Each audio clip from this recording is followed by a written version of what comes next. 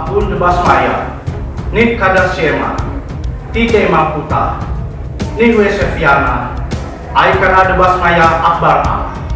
Haplan lama desun kanan yauman, wasbuklan haubai wahtahai, ai kana dapnan subhan lehaya bai, wela tanglan lenesiona, elapatsan mimpisya, metode dila himaputa, we haila, we kasbukta, le alam amin, amin. Kristus saja sudah cukup bagi kami. Karena ketika kami memiliki Kristus, kami memiliki sumber dari segala-galanya dalam hidup kami.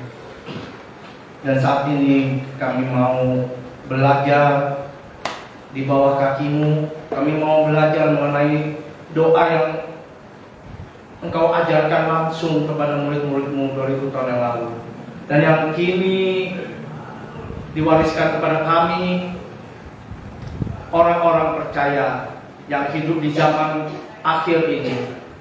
Kiranya Engkau mengampuni dosa-dosa dan kesalahan kami, sucikan, kuduskan dengan darah-Mu yang kudus, dan biarlah pikiran-Mu Kristus, perkataan-Mu Kristus yang memenuhi pikiran, mulut, lidah, bibir hamba-Mu ini, sehingga ketika kami belajar mengenai doa Bapa kami, kiranya pikiran-Mu, rencana-Mu saja yang Engkau tuangkan lewat mulut, lidah, bibir hamba-Mu, lewat pikiran hamba-Mu.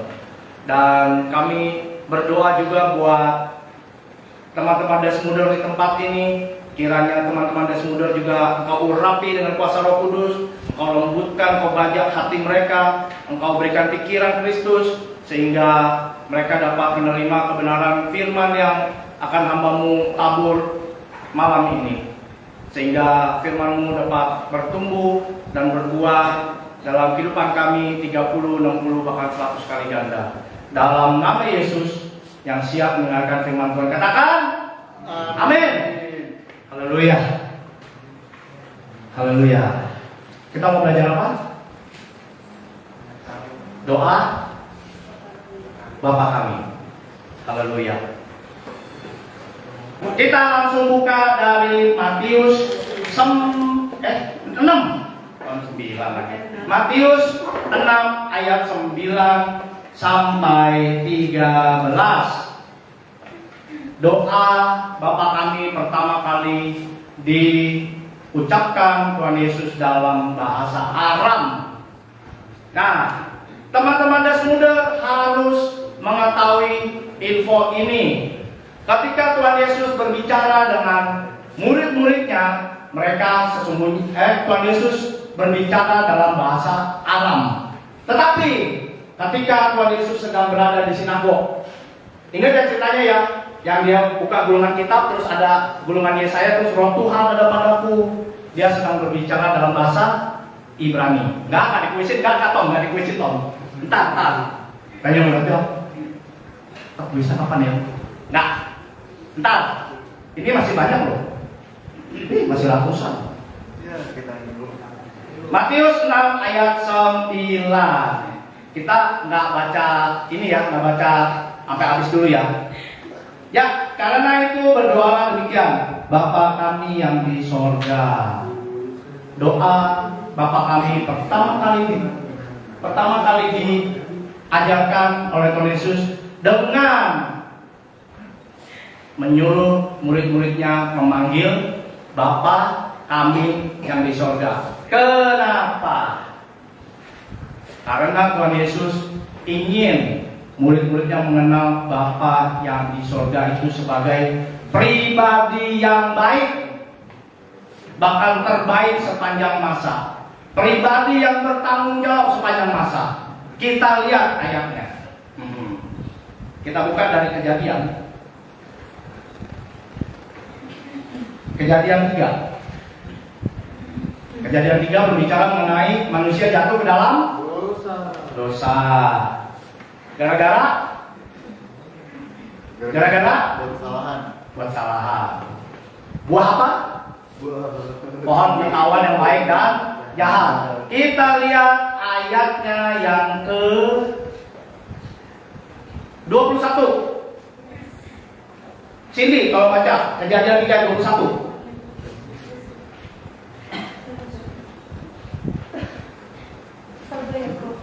Pasal 3 ayat 21. Dan Tuhan Allah membuat pakaian dari kulit binatang untuk manusia dan untuk istrinya itu, lalu mengenakannya kepada mereka. Nah, jadi tahu ceritanya ya. Jadi Bapa di surga atau Allah itu mengusir Adam dan Hawa keluar dari Taman Eden. Nah, tapi nggak diusir begitu aja.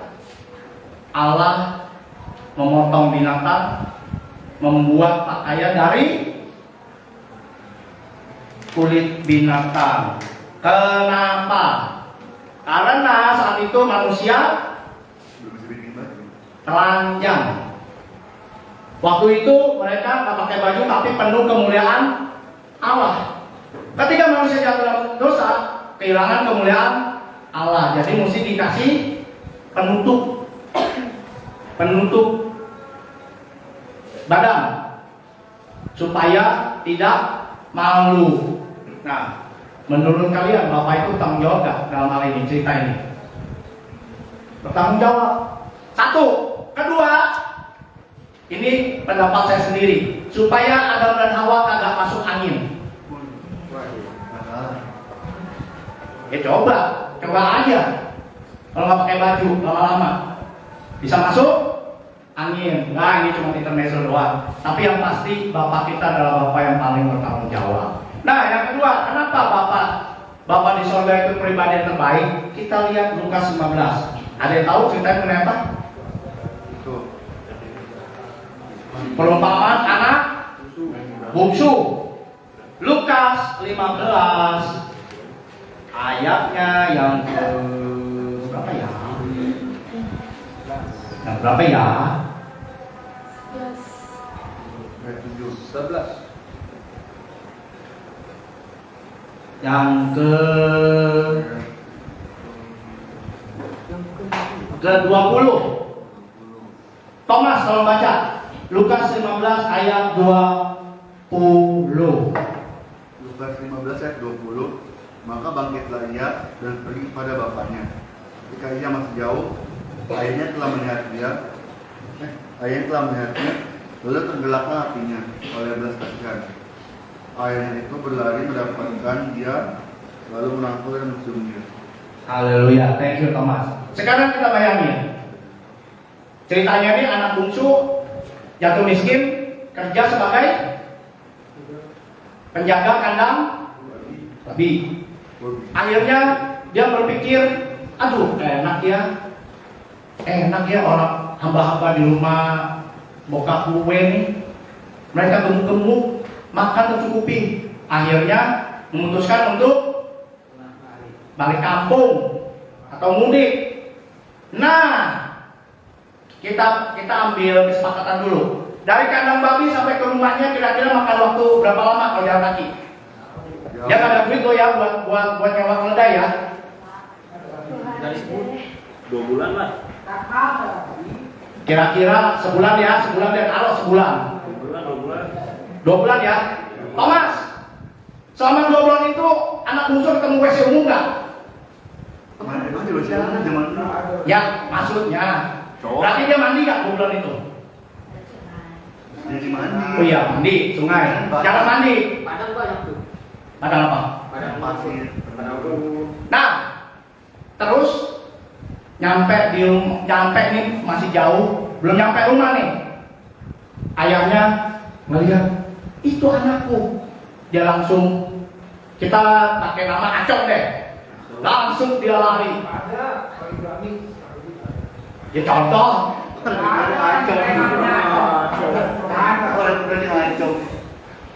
kalau David salah. Ya udah David deh. Nah, David, dia teriak panggil anaknya. Anakku. Akhirnya dia dapat langsung dia apa? Dipeluk, dicium, bayangin. Anak bungsu ini saya bayangin dia jarang mandi. Bapak itu berkorban, saudara. bayangin, Thomas, kalau kamu jadi bapak, Belum. tolong, kamu pas peluk anak kamu yang bungsu itu, kamu tahan nafas gak? Ini kan rasanya aku belum nyoba punya anak. Salah gue. Maksudnya ini umpama anaknya bau karena jarang mandi. Kamu pas peluk begitu, kamu nahan bau nggak? Enggak lah, saya bilang aja kalau dia mesti bau dulu gitu. Bapak yang kecil. Tapi ingat, lihat, bapak itu begitu baiknya. Anak itu sudah bau. Pelajaran apa yang bisa diambil dari cerita ini? Firman Tuhan berkata apa? Kristus telah menebus kita ketika kita masih dosa. Ada ayat itu, silakan cari. Kristus sudah menebus kita ketika kita masih berlumuran dosa. Bau itu melambangkan kita yang masih berlumuran dosa. Dosa itu membuat kita bau di hadapan Tuhan. Tapi lihat, Bapa itu sudah menebus kita dengan darahnya yang mahal. Jadi jangan sia-siakan pengorbanan Yesus Kristus untuk kesekian kali. Amin. Jadi Tuhan Yesus suruh kita panggil Bapa di dalam kerajaan sorga, supaya kita tahu bahwa ketika kita dalam kesusahan, ketika kita dalam kesulitan, ada pribadi yang siap menolong kita, yang namanya Bapa di dalam kerajaan sorga. Nah, kita lanjut. Apa tadi? Matius 9 lagi. Matius 6 dilanjutkan dengan dikuduskanlah namamu. Dikuduskanlah. Matius 6 ayat 9 yang bagian terakhir. Dikuduskanlah namamu. Pelajaran apa yang bisa diambil dari doa ini? Dikuduskanlah namamu. Hendaklah kita menjaga nama baik Tuhan. Dikuduskanlah namamu. Berapa banyak orang-orang Kristen mencoreng nama Tuhan? Gak usah ngomong kalau orang-orang di luar Tuhan. Banyak kali kita mendengar cibiran mengenai orang-orang Kristen. Katanya orang Kristen merebut ini orang jalan terus. Katanya orang Kristen laki gua direbut. Katanya orang Kristen selingkuh sama bos, selingkuh sama sekretaris. Katanya orang Kristen nilai jalan terus. Apakah itu yang disebut dikuduskan namamu? No. Hendaklah kita menjaga nama baik Tuhan, menjaga nama baik kita sendiri lewat perkataan, lewat tindakan, lewat perbuatan kita. Tanpa sadar kita seringkali mencoreng wajah Tuhan lewat sikap kita, lewat perkataan kita. Tapi biarlah setelah kita mendengarkan pelajaran ini mengenai doa Bapa kami, biarlah kita senantiasa menjaga kekudusan. Jaga kekudusan. Kuduslah kamu karena aku kudus. Firman Tuhan itu yang katakan. Kata kudus, bahasa aslinya itu berarti dipisahkan, set apart. Jadi kita bukan dari dunia ini, itu benar. Kita bukan dari dunia ini, karena apa? Kata kudus itu sendiri dalam bahasa aslinya berarti dipisahkan dari dunia ini. Ingat ya, kita bukan warga negara dunia ini, meskipun di KTP kita adalah WNI, tapi sesungguhnya kita adalah warga negara surga. Siapa yang bangga jadi warga negara kerajaan surga? Beri kemuliaan buat Tuhan kita Yesus Kristus. Nah, ini dia ayat 10. Datanglah kerajaanmu, jadilah kehendakmu di bumi seperti di surga. Kenapa Tuhan Yesus ajarkan ini? Karena Tuhan Yesus menciptakan manusia itu dengan kehendak bebas. Ingat ya, dengan free will. Dan Tuhan Yesus ingin kita berdoa itu dengan kesadaran kita sendiri. Kita mengundang kerajaan Tuhan datang. Kenapa? Kita harus percaya. Poin pertama, catat. Kita harus percaya bahwa kehendak Tuhanlah yang terbaik untuk kita. Rancanganmu bukanlah rancanganku, jalanmu bukanlah jalanku. Ingat, ketika kau berdoa datanglah kerajaanmu, seringkali itu bisa jadi clash buat kau. Seringkali apa yang kau inginkan tidak selaras dengan kehendak Tuhan. Tetapi percaya satu hal, kehendak Tuhan itu pasti terbaik untuk kita. Amin. Tuhan tidak selalu melakukan apa yang kita inginkan, tapi percaya apa yang Tuhan kerjakan itu pasti yang terbaik. Karena Dia tahu engkau lebih daripada engkau tahu dirimu. Amin. Nah, poin kedua, kita tunduk pada rencana Tuhan yang lebih tinggi dari rencana kita. Seringkali kita nyanyi lagu apa? Suka-sukamu Tuhan, tapi dalam prakteknya bukan suka-sukamu Tuhan, suka-sukaku Tuhan. Pokoknya kamu tahu Tuhan harus ikut rencanaku. Loh, yang jadi bos siapa ya? Datanglah kerajaanmu, berarti yang jadi bosnya siapa? Tuhan. Kerajaan sorga yang jadi bosnya. Kok masih masuk sakar-sakar PDW? Suka-sukaku, suka-suka kita sendiri. Tuhan Yesus yang ajarkan kita. Kita harus berserah kepada kehendak Tuhan. Karena kehendak Tuhanlah yang terbaik bagi kita. Dia tahu kita lebih daripada kita tahu diri kita sendiri. Amin. Dan kita harus tunduk pada rencana Tuhan. Tunduk pada rencana Tuhan. Seringkali rencana kita nggak selaras dengan rencana Tuhan. Seringkali kita sudah merencanakan A, Tuhan malah lakukan C. Tak percayalah, rencana Tuhan yang apa yang kau lakukan yang C itu pasti yang terbaik untuk engkau. Seringkali bagi para jombloan dan jomblowati, seringkali Tuhan izinkan engkau mengalami patah hati supaya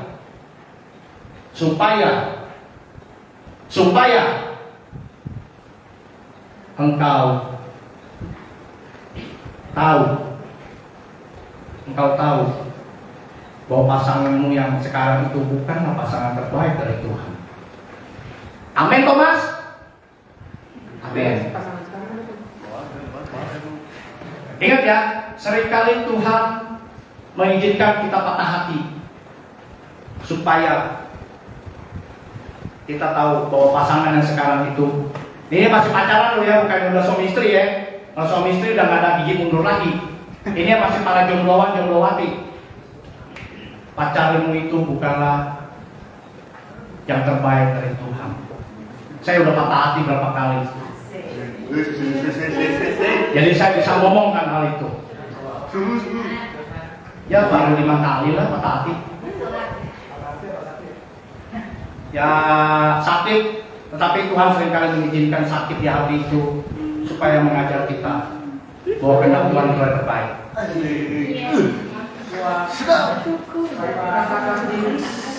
Sedap ya? Kamu catat dong. Nah, kita lihat. Oh iya, tadi jadilah kehendakmu di bumi seperti di sorga. Ingat Tuhan Yesus waktu di Getsemani, Dia bilang apa? Kamu boleh biar cawan ini lalu daripadaku, tapi bukanlah kehendakku, melainkan kehendakmu yang terjadi. Seringkali kita enak loh doanya, datanglah kerajaan Tuhan, jadilah kehendakmu di bumi seperti di surga. Kehendak Tuhan ternyata tidak selaras dengan kehendak kita. Tiba-tiba kita ngamuk. Jangan ya, kehendak Tuhanlah yang harus terjadi. Tuhan ingin berdaulat sepenuhnya dalam hidup kita. Engkaulah Tuhan, Engkaulah Raja, berdaulat atas hidupku, ku berserah penuh. Udah gak kita berserah sepenuhnya pada kehendak Tuhan yang paling terbaik untuk kita? Seringkali kita nyanyikan lagu ini, tapi seringkali kita nggak sadar bahwa Tuhan ingin berdaulat sepenuhnya. Tuhan ingin mengintervensi rencanamu. Mungkin Tuhan ingin memberikan pasangan yang terbaik untukmu, tetapi kamu seringkali tegak tengkuk di hadapan Tuhan. Ingat, bangsa Israel tegak tengkuk. Bangsa Israel yang selalu berkata dengan bangga, Anahnu am sekula. Kamilah bangsa pilihan. Anahnu am sekula. Kamilah bangsa pilihan. Tapi lihat, pembuangan di Babel dari tahun 586 sebelum Masehi sampai 516 sebelum Masehi menghancurkan kebanggaannya bangsa Israel saat itu. Dia nggak bisa berkata lagi, anakmu amsekulah. Nggak bisa. Di bawah tawanan Babel. Sampai zaman Tuhan Yesus pun di bawah tawanan Romawi. Tapi ingat satu hal, tunduk pada rencana Tuhan, itulah jalan yang terbaik. Datanglah kerajaanmu Tuhan, jadilah kehendakmu dalam seluruh hidupku seperti di sorga adanya. Kalau engkau bisa selaras dengan itu, hidupmu akan menjadi hidup yang paling enak. Badai mulai menghadang. Kok jadi kayak lagu ada band ya?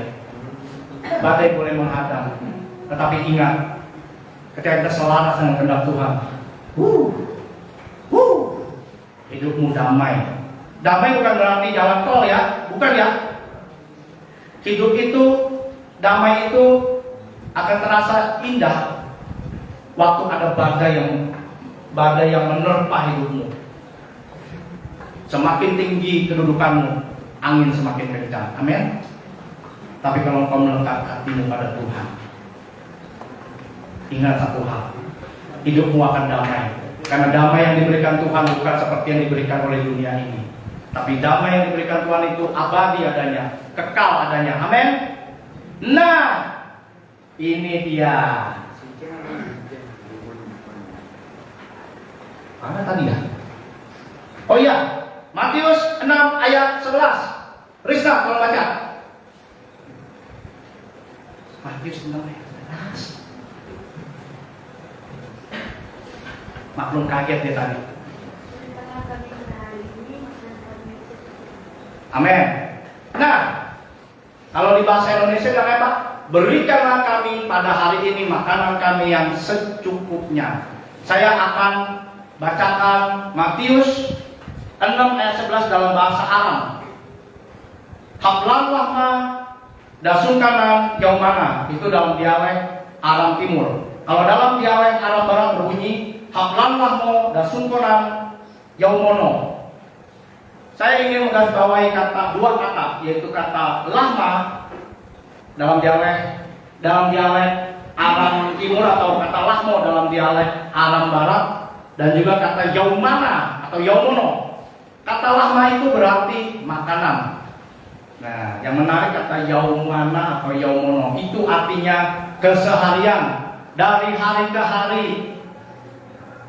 Pelajaran apa yang bisa kita pelajari sini? Matius 6. Kembali Matius 6.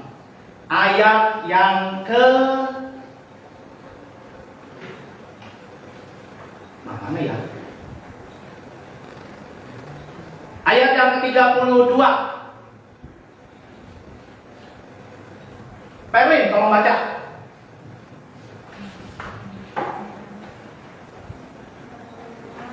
Semuanya itu dicari bangsa-bangsa yang tidak mengenal Allah, akan tetapi Bapa yang di surga tahu bahwa kamu memerlukan semuanya itu. Thank you. Semua itu dicari oleh bangsa-bangsa yang mengenal Allah, tetapi Bapamu tahu kalau kamu memerlukan semuanya itu. Pelajaran apa yang bisa ditarik dari sini? Tuhan selalu mencukupkan segala kebutuhan kita setiap hari, dari hari ke hari. Makanya firman Tuhan katakan apa? Jangan kamu khawatir, karena Tuhan pasti mencukupkan segala kebutuhan kita setiap hari. Jangan kamu khawatir.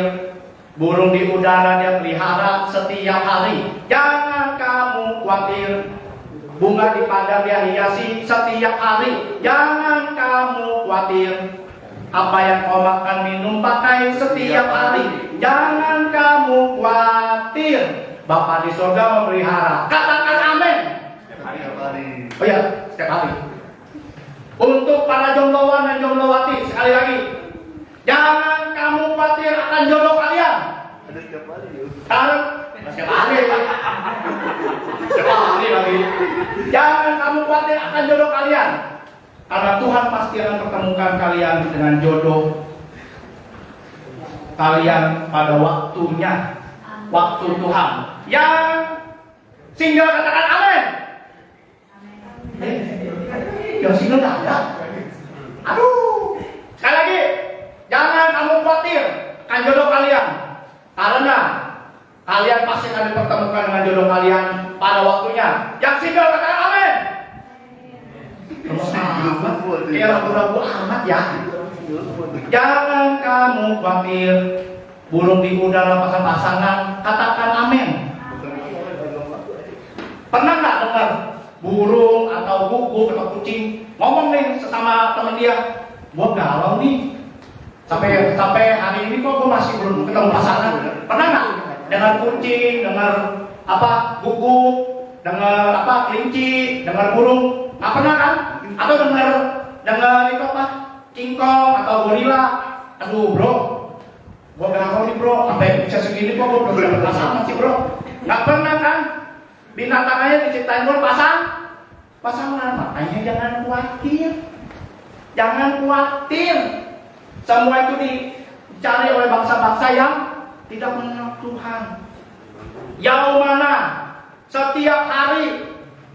Pertanyaannya sekarang, kenapa Tuhan Yesus tetap mengajarkan murid-muridnya untuk meminta berkat? Ya berkat dong ya. Meminta Tuhan mencukupkan makanan, apa segala kebutuhan. Kenapa? Padahal kan Tuhan bilang, Bapamu yang di surga tahu bahwa kamu melakukan semuanya itu. Jawabannya ialah karena itu merupakan perintah Tuhan. Satu ya, poin satu itu merupakan perintah Tuhan. Matius 7:7. Biar kalau baca. Matius 7:7.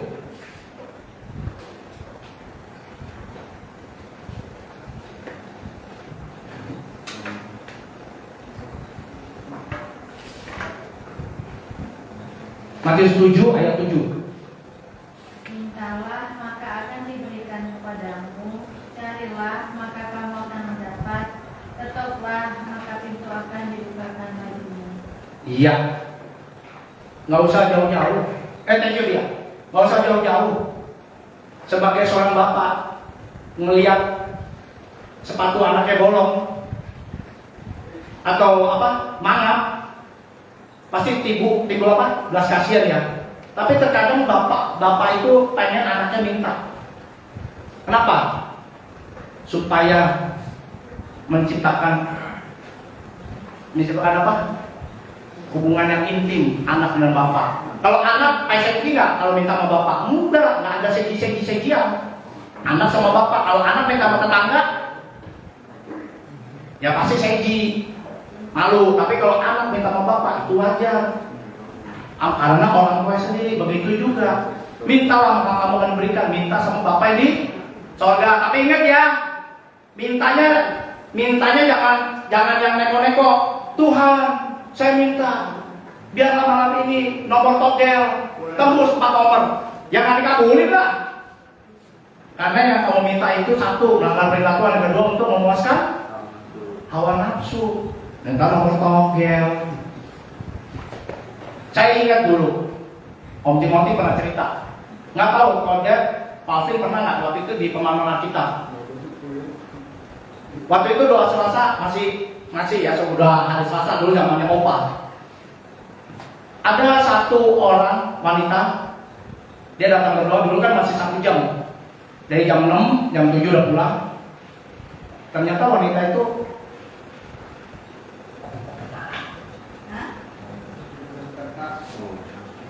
dan dia minta apa? Supaya malam itu dia laku. Oh, butterfly, night butterfly. No, di Kota Indah itunya, prakteknya. Kok tahu? Jangan diceritain. Kasih kan diceritain, mau mati masa saya nggak ingat. Gitu, bayangin loh. Berarti pelajarannya apa? Orang datang doa belum tentu dengan motivasi yang benar. Tapi kalau orang doa dengan motivasi benar, percaya deh Tuhan pasti kabulin. Tuhan selalu menyediakan kebutuhan kita setiap hari. Hablan lama dasun kanan jauh mana. Berikanlah kami pada hari ini makanan untuk keseharian. Jadi sekarang ada yang khawatir lagi? Jangan ada yang khawatir lagi ya. Muka-muka masih fresh ini udah khawatir kayak orang tua. Jangan loh. Karena kalau kamu khawatir, nggak akan menambah sehasta saja jalan hidupmu. Kata Tuhan Yesus. Nah, kita lanjutin. Haha, ini kayaknya makin seru nih. Mana tadi ya? Ayat 12. Saya minta Desi kau baca. Matius 6 ayat 12. Nanti ya Desi tolong baca dulu. Matius 6 ayat 12. Dan ampunilah kami akan kesalahan kami seperti kami juga mengampuni orang yang bersalah kepada kami. Yo, thank you Desi. Ingat ya, perkataannya tadi apa? Kesalahan sama orang yang bersalah. Ini terjemahan LAI. Saya akan minta dengan hormat Koantisen tolong baca Matius 6 ayat 12 terjemahan King James Version.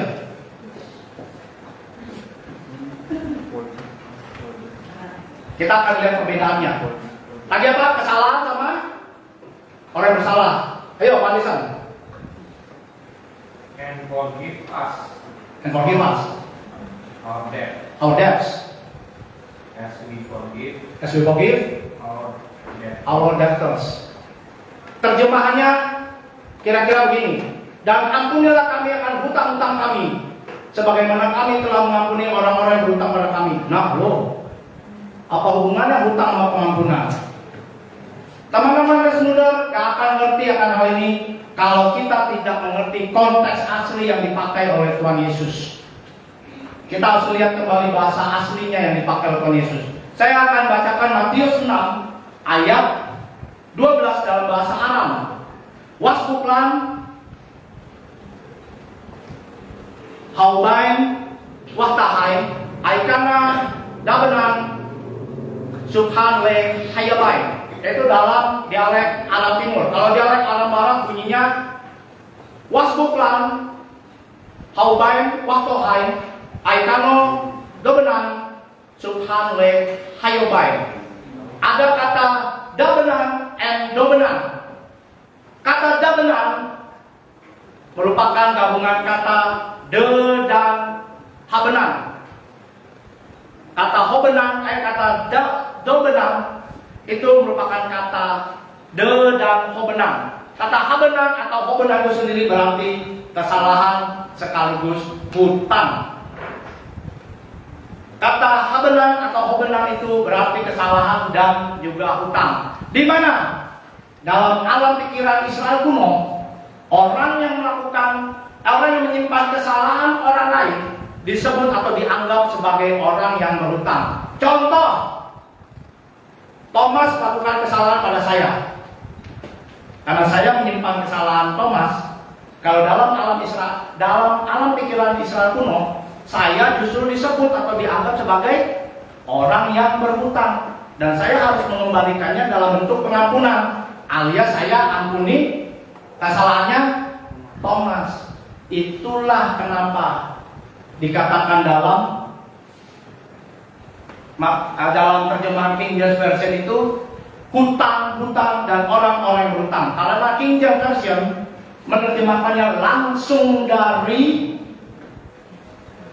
bahasa aslinya, itu bahasa Arab. Tapi pelajaran apa yang paling penting? Kita lihat Matius 6 ayat 14 dan 15. Hati-hati.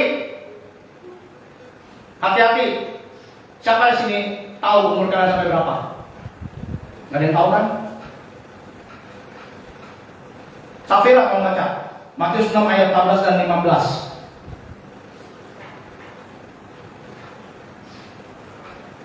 Karena jikalau kamu mengampuni, jikalau kamu mengampuni kesalahan orang, maka di surga akan mengampuni orang juga. Tapi jikalau kamu tidak mengampuni orang, maka juga tidak akan mengampuni kesalahan. Thank you Safira. Ingat tadi saya katakan apa?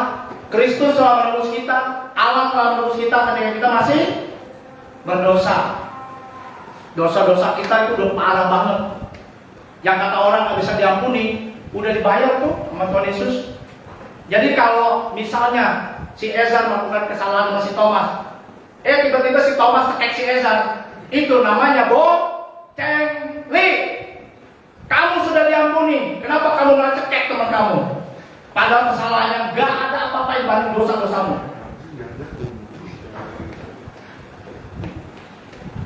Ngerti ya? Ingat perumpamaannya, hamba yang utangnya dilunasi sama sang raja, terus ketemu lagi sama temannya, utangnya nggak seberapa, langsung dicekek. Terus raja yang tahu tiba-tiba apa? Hamba itu dijeblosin ke penjara. Itu perumpamannya. Jadi kalau masih ada yang menyimpan salah orang lain, selama engkau masih hidup, selama nafasmu masih di dalam badan, cepat-cepat datang pada temanmu, maafin dia sebelum tiba saatnya kematian itu akan menjemputmu. Kita nggak tahu umur kita sampai berapa. Kita bisa lihat teman kalian seger buger, nggak tahu nanti tiba-tiba malam kamu dengar, si Amu udah nggak ada loh. Bisa jadi. Jangan ke Thomas melulu lah, kasihan kan? Itu. Jadi jika engkau tidak mengampuni kesalahan orang lain, Bapakmu tidak akan mengampuni. Itu yang dimaksud dengan hutang tadi, bukan hutang material ya. Jangan kalian pikir hutang itu hutang apa? Hutang hutang rumah, hutang duit, hutang itu bukan. Dalam alam pikiran secara kuno itu orang menyimpan salah orang lain itu disebut orang berhutang. Dan harus dikembalikan dalam bentuk pengampunan. Itu makanya Tuhan Yesus itu mengambil dari alam pikiran Israel kuno, diterjemahkanlah dalam doa Bapa kami. Nah, kita lihat dalam ayat ke-13. Esa kalau baca Matius 6 ayat 13. Matius 6 ayat 13. Dan janganlah membawa kami ke dalam pencobaan, tetapi lepaskanlah kami daripada yang jahat. Nah, loh, ya, thank you. Bukan, jangan dulu. Nah, kayaknya kontradiksi ya. Tuhan bilang apa? Tuhan tidak mencobai siapapun dan Tuhan sendiri tidak dicobai oleh siapapun. Maksud ayat ini adalah Tuhan ingin ajarkan kita untuk kita minta perlindungan dari Tuhan. Seperti Raja Daud meminta pada Tuhan, jangan biarkan rohmu pergi dari hidupku. Lindungi kami daripada yang jahat.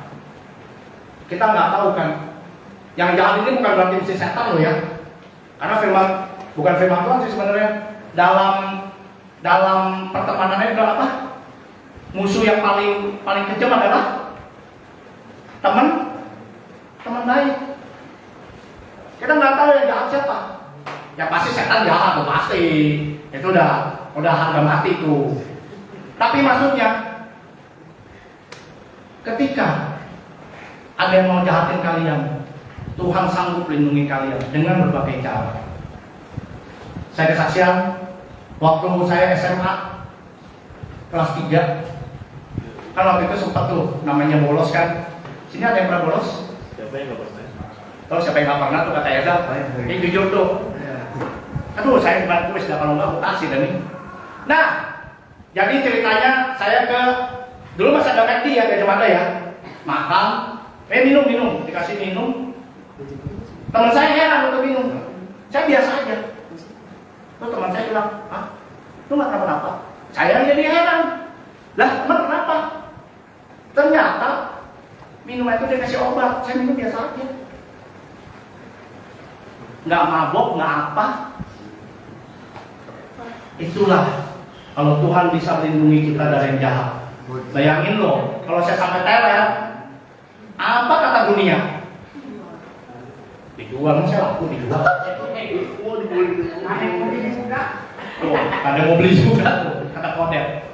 Bayangin loh, itu baru perkara kecil. Firman Tuhan katakan apa? Segala jenis apa? Mantra, segala jenis teluk, segala jenis apa? Ilmu apa? Yang kalian bisa sebut santet, nggak akan mempan kepada anak-anak Tuhan yang berharap pada Tuhan. Jadi maksudnya, jangan membawa kami ke dalam pencobaan. Tuhan bisa lindungi kita dari yang jahat. Pencobaan itu bukan dari Tuhan. Ingat ya, pencobaan itu bukan dari Tuhan. Jangan ada yang bilang, gue lagi dicobain sama Tuhan. No! Pencobaan itu bukan dari Tuhan. Tetapi Tuhan bisa menguji kita lewat pencobaan itu. Dan Tuhan bisa lindungi kita dari yang jahat. Karena pada waktu kamu dicobai, Tuhan akan memberikan jalan keluar. Amin. Nah, sekarang yang terakhir. Kenapa ada tanda kurung? Coba lihat. Coba lihat. Ayat terakhir, ada tanda kurung nggak? Karena engkau yang punya kerajaan dan kuasa dan kemuliaan sampai selama-lamanya. Amin. Ada tanda kurung kan? Kenapa ada tanda kurung? Metode dilah timangkuta, wehaila, wetes bukta, lek alam amin, baru disebut amin. Jadi kata karena engkau yang punya kerajaan dan kuasa dan kemuliaan sampai selama-lamanya, itu pertama kali ada dalam dokumen yang namanya dokumen Didache. Apakah itu dokumen Didache? Nah, kalau anak saya nanti bisa tolong tanya ke Pak Johan, dosen kalian. Saya Jumat baru diskusi sama pendapat kami mengenai dokumen Didache. Dokumen Didache itu semacam konstitusi apostolik. Jadi apa yang ada di Alkitab itu awalnya ada ditulis di situ. Nah, itu ditulis sezaman dengan zaman Alkitab itu diharmonisasi. Tahun 95 mana sih? Tahun 95 Masehi Didache. Nah, terus baru pada tahun kira-kira 100 atau 150 sebelum Masehi, seorang penulis gereja Syria kuno yang namanya Tatian pernah melihat Alkitab yang sudah ada Didache-nya. Yang ada yang ini, kalimat itu namanya Diah Kesaron, nama Alkitab itu. Diah Kesaron itu dalam bahasa Syria Aramaik. Dan ada tulisannya, karena engkaulah yang mempunyai kerajaan dan kuasa dan kemuliaan sampai dari selama-lamanya sampai selama-lamanya. Belum, amin. Nah, kenapa ada tanda kurung? Nggak tahu ya. Awalnya itu nggak ada. Coba lihat di Lukas. Bahkan di Lukas sampai dan aku bilang salahnya bluk. Di Lukas 11. Tapi kenapa di sini ada? Yaitu bapak-bapak gereja. Bapak-bapak gereja ada semacam dokumen itu Didache. Cari tahu Didache itu apa. Saya kalau jelasin lagi sampai jam 11 malam baru selesai. Karena kalau yang punya pelajaran apa yang bisa kita ambil di sini? Pengakuan dari mulut kita langsung bahwa Tuhanlah yang punya hidup kita. Tuhanlah yang punya kerajaan sorga. Tuhanlah yang punya kerajaan dan kemuliaan. Karena kepada Yesus Allah telah mengaruniakan nama dan segala nama, supaya setiap orang, setiap lutut berteluk dan semua lidah mengaku bahwa Yesus Kristus adalah Tuhan. Dan doa Bapa kami ini bukan doa hafalan. Ini adalah kerangka doa. Kerangka doa. Kalau dilihat urutan pertama adalah pujian, ya kan? Pujian dan pengakuan akan kedaulatan Tuhan itu dari ayat 9 dan 10. Ayat 11 dan 12 itu permintaan. Nggak cuma muji doang kan, minta. Ayat ke-13 juga masih permintaan dan diakhiri lagi dengan pengakuan iman. Itu kerangkanya. Jadi bukan berarti dihafalin. Dulu saya kalau sekolah gitu tuh, Bapa kami yang di surga, dikuduskanlah namamu, datanglah kerajaanmu, jadilah kehendakmu di bumi seperti surga.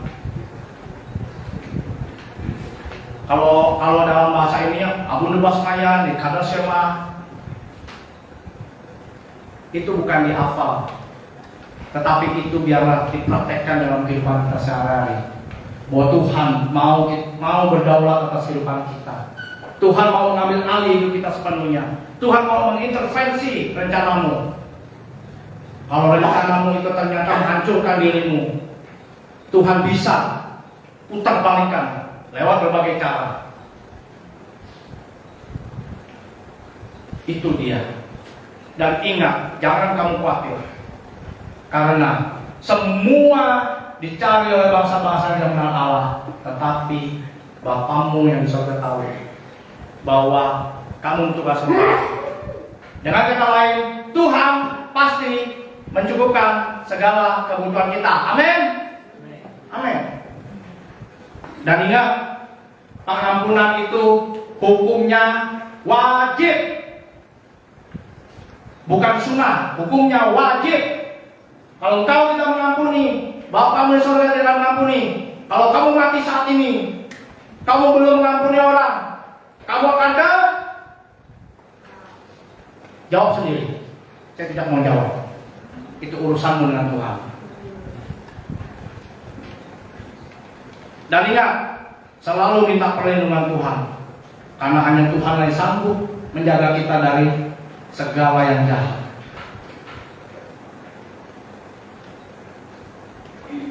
Itu dia. Pak main musik, harap main musik. Haleluya. Iya ya. Kalau ada yang mau teks aslinya doa Bapa Kami dalam bahasa Arab Barat Arab Timur, info saya ya. Saya ada file khusus. Tulisannya juga ada. Oke. Haleluya.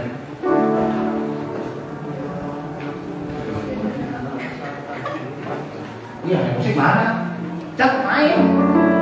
Sepi amat. Tim main. Woi, tim.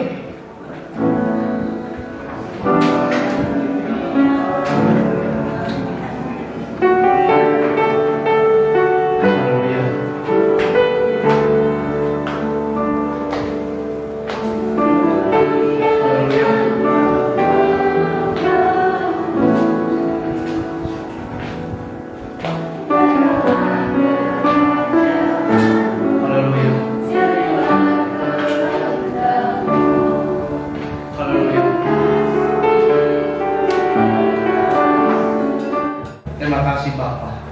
Terima kasih Yesus masih Roh Kudus, Kau ajarkan kami doa yang Kau ajarkan sendiri kepada murid-murid-Mu 2000 tahun lalu.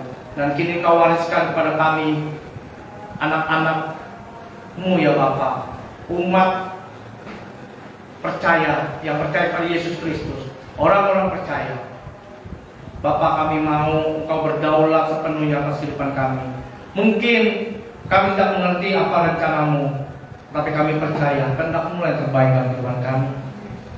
Rencana-Mu mungkin tidak selaras dengan kehidupan kami, rencana kami, tetapi satu hal yang kami percaya, apa yang menjadi rencana-Mu itu pasti yang terbaik bagi hidup kami. Karena Engkau mengenal kami lebih baik daripada kami sendiri mengenal diri kami.